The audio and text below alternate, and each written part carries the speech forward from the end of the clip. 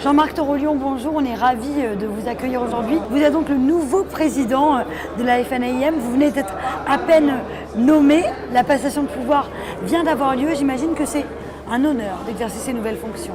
Alors c'est un honneur, mais c'est aussi une fierté pour moi, parce que d'abord je succède à Jean-François Buët, qui a été un président exceptionnel. Vous avez vu qu'il y avait beaucoup d'émotions pendant cette transmission, parce que entre nous il y a de l'amitié, de la complicité, mais lui comme moi nous connaissons l'enjeu de cette fonction. Mais c'est important aussi parce qu'on a battu un record aujourd'hui en fréquentation de notre congrès, plus de 4000 personnes. C'est important pour nous parce que c'est la preuve aussi que cette transmission elle a suscité de l'intérêt et il y a des enjeux. Voilà, moi je suis ravi. En même temps, je mesure maintenant la tâche qui est la mienne. Oui, justement, alors qu'est-ce que vous allez faire? Est-ce que vous allez continuer un petit peu dans ce qu'a pu faire M. Buët, ou alors est-ce que vous allez finalement donner une nouvelle ligne à la FNAIM? Moi, je pense qu'on fait jamais la même chose. C'est vrai. D'abord, il ne faut jamais faire la même chose, puis je pense que les choses évoluent vite et que par conséquent, il est important de s'adapter aux réalités qui surgissent. Quelles sont les réalités, par exemple, qui surgissent actuellement? Eh bien, le changement de certains modèles d'exploitation de nos métiers, le fait que les technologies vont jouer un rôle de plus en plus important et qu'il va falloir les intégrer, le fait que des nouveaux acteurs souhaitent rentrer sur notre marché, le fait que certaines formes de concurrence déloyale se font jour, mais aussi le fait que la formation est devenue obligatoire et que nous avons une école supérieure d'immobilier qui va jouer un rôle central dans l'avenir de notre profession. Et la chance que nous avons, c'est que nous avons une belle école.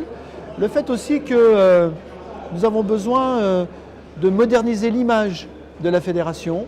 Cette image, elle doit aujourd'hui correspondre à ce qu'attendent les nouveaux entrepreneurs de l'immobilier. Et qu'est-ce qu'attendent justement les nouveaux entrepreneurs de l'immobilier? Je pense qu'ils attendent de notre syndicat qu'il véhicule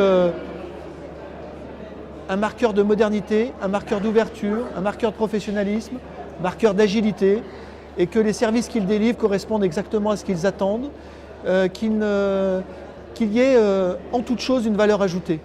Il y a aussi eu un changement de gouvernement. Le ministre est venu tout à l'heure assister à cette cérémonie. J'imagine que c'est quand même un symbole assez fort. Pour vous, c'était important la présence de Monsieur le ministre? Je pense que c'était important pour notre fédération, qui a toujours, c'est un message assez fort finalement. Qui a toujours eu un ministre quand même, mais c'était important pour notre fédération, c'était important pour Jean-François Buët, parce que c'est aussi une forme de reconnaissance, et naturellement c'était important pour moi, puisque c'était devant Jacques Mézard, le témoignage d'une fédération unie, d'une fédération qui était en mouvement et unie derrière le message politique que j'ai délivré. L'immobilier se porte très bien. On va d'ailleurs battre le record de transactions cette année. Qu'est-ce que vous espérez pour les années à venir? Est-ce que vous pensez que le marché va se stabiliser et se porter finalement aussi bien dans les mois, voire les années futures? Alors les années, c'est difficile. C'est difficile à dire. Voilà, parce qu'on a un contexte qui peut changer, mais il y a quand même un élément de fond, c'est la reprise de l'emploi. Parce qu'on dit que les taux d'intérêt sont bas, c'est important, oui. Mais ce qui est important, c'est la reprise de l'emploi et c'est l'optimisme.